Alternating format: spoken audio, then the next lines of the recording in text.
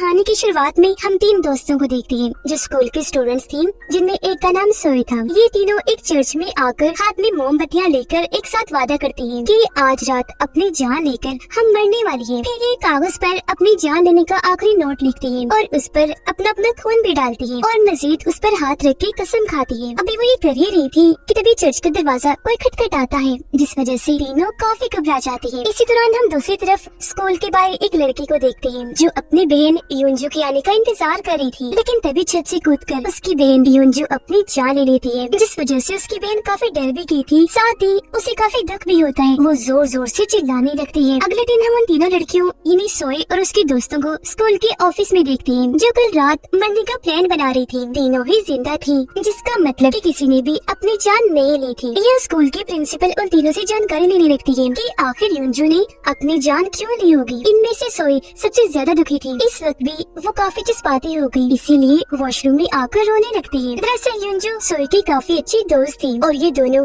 हमेशा साथ में रहा करती थी। इसी बीच हम बाथरूम के बाहर खड़ी युंजू की आत्मा को देख पाती है जो लगातार सोई को ही देखती जा रही थी। वो सोई के पास आकर हाथ लगाकर उसे छूना चाहती थी, आवाज भी लगाती है, पर जब सोई पीछे मुड़कर देखती है तब तक युंजू की आत्मा वहाँ से जा चुकी थी। अब जब सोई क्लास में आती है तो यहाँ कुछ लड़कियाँ उसका रास्ता रोककर उसे परेशान करने लगती है और उससे युंजू की मौत के बारे में पूछने लगती है, लेकिन सोई एकदम चुपचाप खड़ी रहती है, उन्हें कोई जवाब नहीं दे पाती। इतनी ही देर में यहाँ सोई की दोस्त आकर उन लड़कियों को अच्छा खासा सुना देती है और सोई का हाथ पकड़कर उसे यहाँ से ले जाती है। आगे जो वो तीनों यानी सोई और उसकी दोनों दोस्तें जो उसके साथ अपनी जान लेने वाली थी, वो लंच के टाइम लाइन में लगी हुई थी। जहाँ तभी एक बदतमीज लड़की आकर उन्हें फिर से परेशान करने लगती है। वो कहती है कि मुझे लगता है सोई कुछ छुपा रही है और ये युंजू की मौत के बारे में जरूर कुछ जानती है, जो कहकर वो फिर से सोई से सवाल जवाब करने लगती है, जिस पर सोई की दोस्त उसके मुंह पर जोरदार थप्पड़ मारती है और उसे कहती है कि आइंदा की बात इसे परेशान मत करना, वरना मैं तुम्हारी शिकायत प्रिंसिपल को कर दूंगी। अगले दिन सोई अकेले ही लाइब्रेरी में जाकर जमीन पर बैठी होती है। वो काफी उदास लग रही थी क्योंकि युंजू की मौत की वजह से अभी भी काफी दुखी थी, लेकिन तभी यहाँ उसकी दोस्त आकर उसे संभालती है। सोई उसे बताती है कि कल रात मैंने युंजू को भी हमारे मरने अपनी जान लेने के बारे में बता दिया था, तो मेरे ख्याल से उसकी मौत हमारी वजह से हुई, क्योंकि वो मुझसे बहुत प्यार करती थी, तो मैं मर रही थी इसीलिए उसने भी अपनी जान ले ली। यानी कि मरने का प्लान बनाया इन तीनों ने था, लेकिन सिर्फ वो ही मरी, जबकि इन तीनों ने अपनी जान नहीं ली। ये अभी तक जिंदा है, हालांकि इन्हें भी मर जाना चाहिए था। अब रात को उसे जब सोने की कोशिश कर रही थी तो बार बार उसे युंजू के मरने का ख्याल आ रहा था कि कैसे उसने छत से कूदकर अपनी जान ली होगी और उसका खून ही खून हो गया होगा। अब इस वजह से सोई की नींदें भी उड़ गई थी। अगले दिन सोई युंजू की फ्यूनरल पर जाती है, यानी जब उसे दफनाया जा रहा था। यह युंजू की बहन सोई को रोककर उससे पूछने की कोशिश करती है कि आप मुझे युंजू के बारे में बताएं, उसने अपनी जान क्यों ली? मैं अपनी बहन को जानती हूँ, वो ऐसा कभी नहीं कर सकती थी, उसने तो उस रात मुझसे मिलने का वादा किया था, तो बताइए भला उसने ऐसा क्यों किया? अब सोई उसकी बातें सुनती तो है, लेकिन बगैर कुछ बताए वहाँ से चली जाती है। घर जाने के लिए जब वो बस में बैठी थी तो युंजू के साथ गुजारे वक्त को याद करने लगती है कि हम साथ में कितना खुश रहा करती थी। जो सब याद करती वो काफी जज्बाती हो गई, फिर से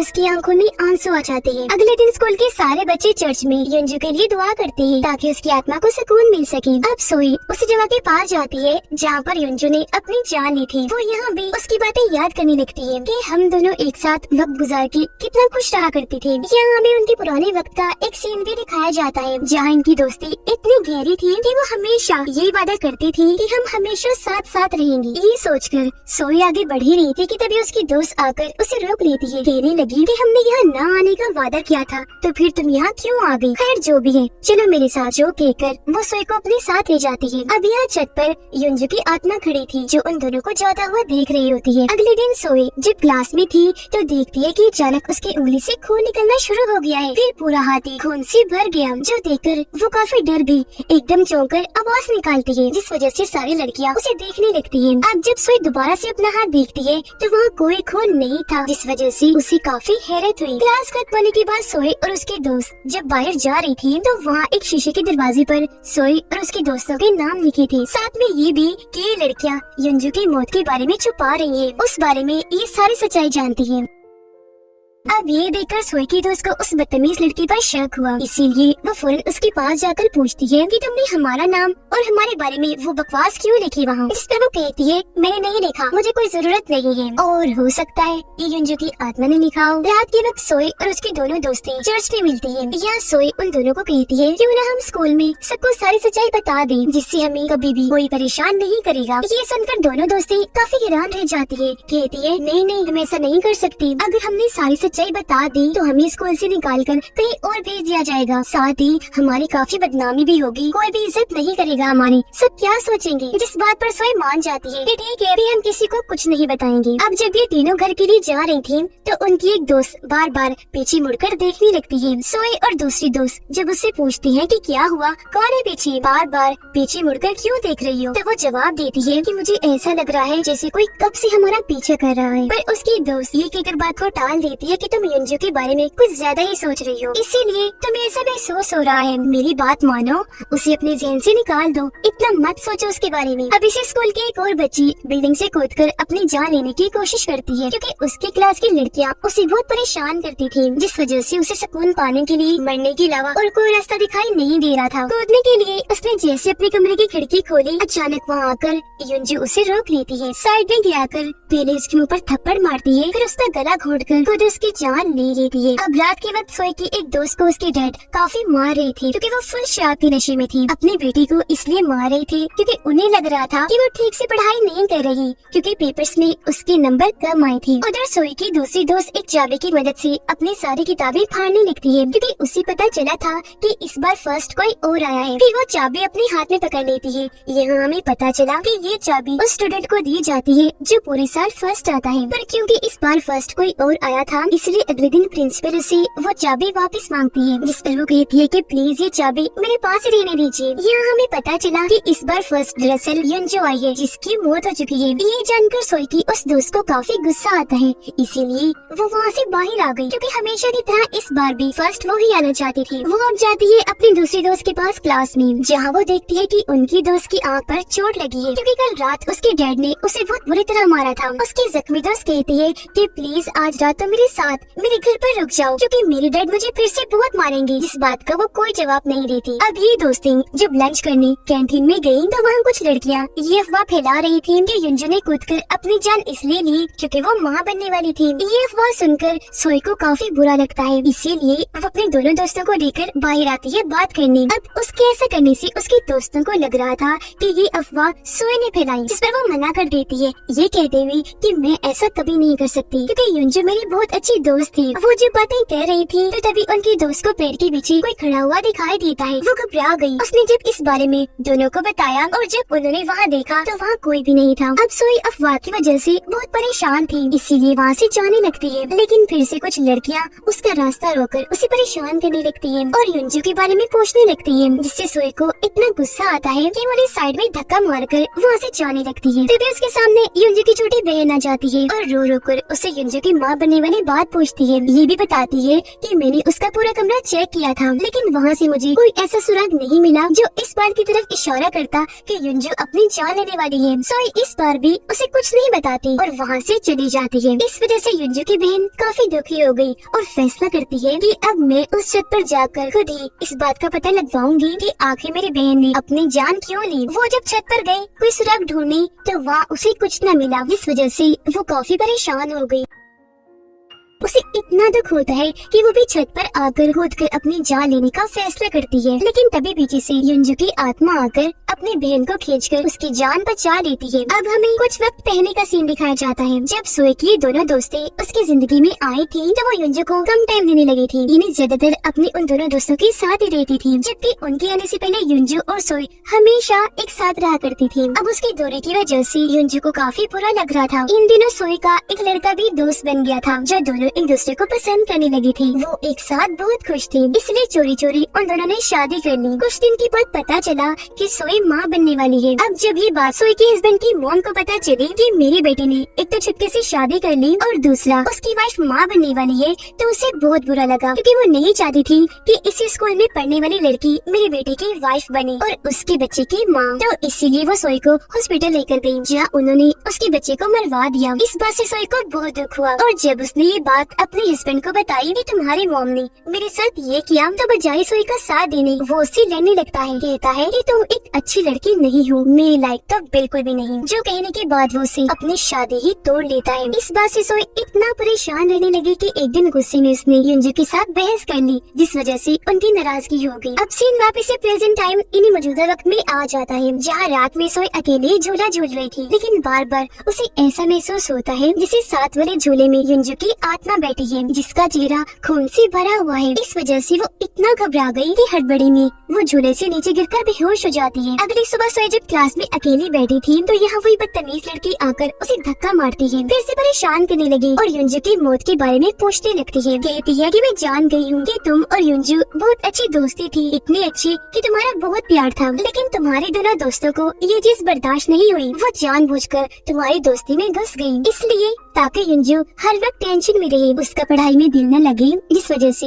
उसकी फर्स्ट पोजीशन न आए। और तुम्हारी वो दोस्त जो हमेशा फर्स्ट आती थी, हर बार की तरह वही फर्स्ट आई, तो इसी वजह से तुम ही युंजू की मौत के जिम्मेदार हो। तुम्हारी ये टेंशन लेने से उसने परेशान होकर अपनी जान ली। ये सुनकर सोई को बहुत दुख होता है, इसीलिए वो यहाँ से चली जाती है। उसके जाने के बाद वहाँ युंजू की आत्मा आ जाती है और पीछे से उस लड़की पर हमला करके उसका मुंह पकड़ लेती है, दम घोटकर जान से मारने की कोशिश करने लगती है। असल में युंजू की आत्मा ऐसा इसलिए कर रही थी क्योंकि ये बदतमीज लड़की बार बार सोई को परेशान कर रही थी, ताकि वो इसकी बातों से तंग आकर टेंशन लेकर अपनी जान ले ले। कुछ देर के बाद सोई जब क्लास में वापस आई तो वो लड़की वहाँ से गायब थी, जो देखकर उसे काफी हैरानी हुई। फिर अब स्कूल में ये अफवाह फैल गई थी कि युंजू ने इसलिए अपनी जान ली क्योंकि सोई उसको छोड़कर अपने दोनों दोस्तों के साथ वक्त गुजारने लगी थी। इन सब बातों का सोई पर काफी बुरा असर पड़ता है, वो बहुत दुखी हो गई और बस इसी के बारे में हर वक्त सोचने लगती है। इतना परेशान हो गई थी कि एक खिड़की पर अपना हाथ जोर से देकर मारती है, जिससे वहाँ का कांच टूट जाता है, जबकि सोई के हाथ पर भी काफी गहरी चोट लग गई थी, जिससे उसका खून बहने लगता है। सोई के हस्बैंड की मॉम गाड़ी से कहीं जा रही थी, वो फोन सुन रही थी और बहुत खुश नजर आ रही थी, लेकिन तभी अचानक उन्हें गाड़ी में अजीब सा महसूस होने लगा, जिसके साथ ही दर्दनाक आवाज वहाँ आना शुरू हो गई। ये आवाज इतनी बुरी और तकलीफ दी थी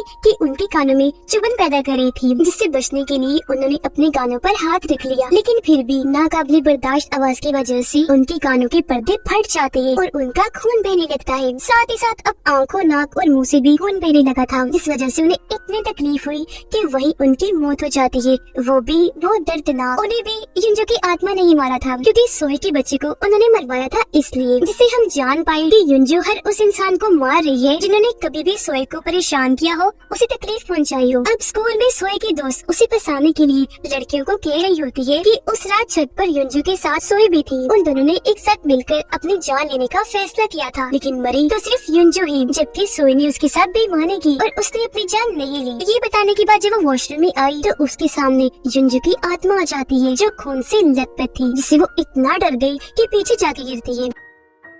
थोड़ी देर के बाद जब वो क्लास में आई तो अपने दोस्त को इस बारे में बताती है कि मैंने वॉशरूम में युंजू की आत्मा को देखा, वो अब हमें भी नहीं छोड़ेगी। जो सुनकर उसके दोस्त को यकीन नहीं आता क्योंकि उसे लग रहा था कि ये बस इसका वहम होगा। अब जब वो क्लास से बाहर आई तो उसे फिर से खिड़की के बाहर युंजू की आत्मा दिखाई देती है, जिससे वो इतना घबरा गई कि जोर जोर से चिल्लाने लगती है। उसकी आवाज सुनकर सारे वहाँ आए तो उसने बता दिया कि बाहर युंजू की आत्मा है। अब जब सारे बच्चों ने बाहर देखा तो वहाँ युंजू की आत्मा कहीं भी दिखाई नहीं देती, बस वहाँ युंजू की छोटी बहन ही खड़ी थी। थोड़ी देर के बाद युंजू की छोटी बहन क्लास में आती है सोई से मिलने के लिए। इस बार वो अपनी बहन के बारे में सोई से कोई सवाल नहीं करती, बल्कि उसे रिलैक्स करती है, शांत करने लगी, क्योंकि इस वक्त भी सोई काफी परेशान थी, जिससे हम समझ पाए कि असल में युंजू की आत्मा ने अपनी बहन को सब कुछ सच सच बता दिया था। अब जब सोई की वही दोस्त जिसे बार बार युंजू की आत्मा दिखाई दे रही थी, वो उसकी बहन के बाल पकड़कर उसे पीटने लगती है, क्योंकि उसे लग रहा था कि युंजू की बहन ही बार बार अपनी बहन की आत्मा बनकर मुझे डरा रही है। ये देखकर सोई उन लोगों की लड़ाई छुड़वाकर उन्हें शांत करती है और युंजू की बहन को वहाँ से जाने का कहती है। अब युंजू की बहन वहाँ से जाने के लिए मान तो गई, पर जाते जाते वो सोई की दूसरी दोस्त को कहती है कि अच्छा होगा अगर तुम सारी सच्चाई सबको बता दो, जिस बात से सोई की उस दोस्त को इतना गुस्सा आता है कि वो युंजू की बहन को धक्का मारकर क्लास से बाहर करती है और दरवाजा बंद कर लेती है। अब सोई की वो जख्मी दोस्त जिसे बार बार युंजू की आत्मा नजर आ रही थी, डर की वजह से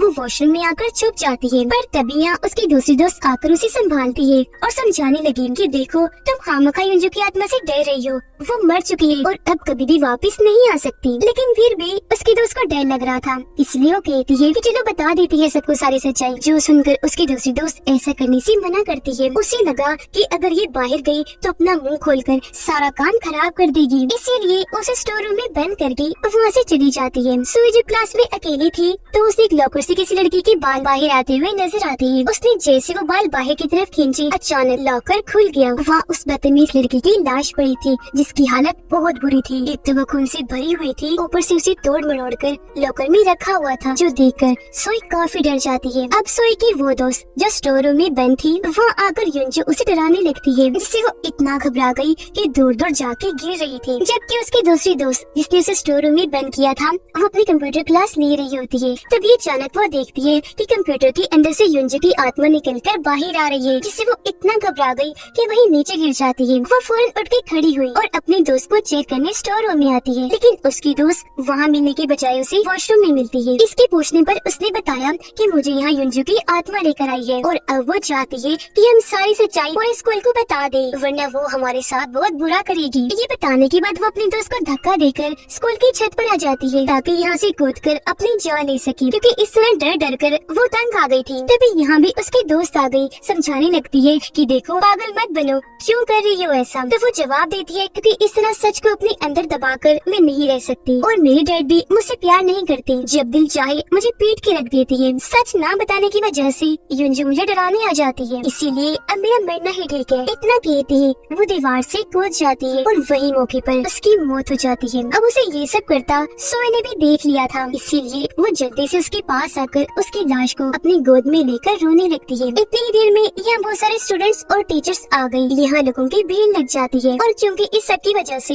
सोई सदमे में चली गई थी, इसलिए उसे टीचर संभालती है, जिसके बाद उसे घर भेज दिया जाता है। अब इनकी दूसरी दोस्त दूर से ही खड़ी होकर उसकी लाश को देख रही थी। हालांकि वो उसकी दोस्त थी पर वो उसके पास तक नहीं आती, बल्कि खुश थी क्योंकि उनकी सच्चाई जानने वाली एक लड़की कम हो गई थी। फिर रात के वक्त वो प्रिंसिपल ऑफिस में जाती है ताकि वो चाबी वापस ले सके, जो कि प्रिंसिपल ने उसे वापस लेनी थी। वो चाबी ढूंढ ही रही थी कि तभी अचानक उसके सामने युंजू की बहन आ जाती है। चाबी उसके हाथ में थी, इसे दिखाकर वो कहती है चलो बोलो, सारी सच्चाई बता दो। लेकिन वो कुछ भी नहीं बोलती, उल्टा उसे के सर पर किसी चीज से वार करके उसे बेहोश कर देती है।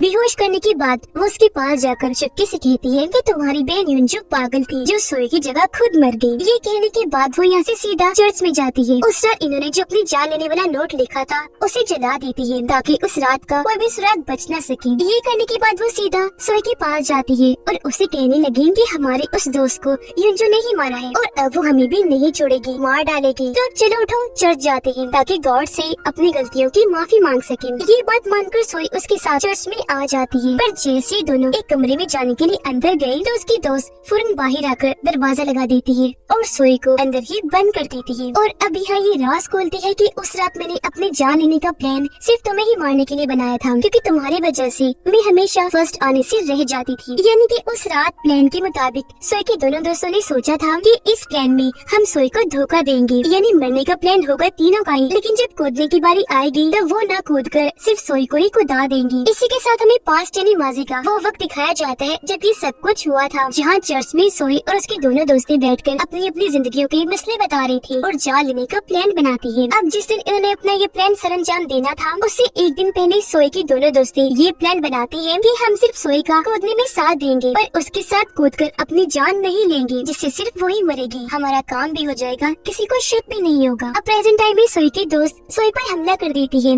उसका गला घोटकर जान से मारने की कोशिश करती है, फिर तार उसके गले में लपेटकर फांसी से लटका देती है। ऐसा वो इसलिए कर रही थी ताकि सोई के मरने पर सबको यही लगे कि इसने भी अपनी जान ली, जिससे उस रात वाली सच्चाई को जानने वाली आखिरी सोई भी मारी जाए और किसी को कभी भी उस रात के बारे में नहीं पता चलेगा। पर तभी यहाँ युंजू की बहन आ जाती है। यहाँ हम देख पाते हैं कि युंजू ने उसके जिस्म को पोजेस्ड किया हुआ है, यानी उसे अपने कंट्रोल में कर युंजू उसके अंदर आ गई है। वो यहाँ आते ही अपनी ताकतों से सोई को फांसी से निकाल कर उसकी जान बचा लेती है और अब वो सोई की दोस्त को फांसी पर लटका देती है। तार को वो इतनी जोर से खींचती है कि उसका गला दब जाता है, जिससे उसकी मौत हो जाती है। इसके बाद अब हमें वो दिन दिखाया जाता है जिस दिन इन तीनों ने अपनी जान लेनी थी। उनका प्लान रात का था, जबकि सुबह को स्कूल टाइम सोए युंजू को बता देती है कि आज मैं अपने दोनों दोस्तों के साथ अपनी जान लेने वाली हूँ। ये बताते हुए सोए रो रही थी, पर युंजू उसे शांत करती है, ये कहकर कि तुम मेरी बहुत अच्छी दोस्त हो, मैं तुमसे बहुत प्यार करती हूँ, तुम्हारे बगैर रह नहीं पाऊंगी, तो मैं भी तुम्हारे साथ इस प्लान में शामिल हूँ, आज अपनी जान ले लूंगी। अब इस रात जब वो तीनों अपनी जान लेने का वादा कर रही थी, तो तभी किसी ने चर्च का दरवाजा खटखटाया था, और ये वही सीन था जो हमने शुरुआत में देखा था। उस वक्त हमें ये दिखाया नहीं गया कि उस वक्त दरवाजे पर कौन था, तो अब हम यहाँ जान पाए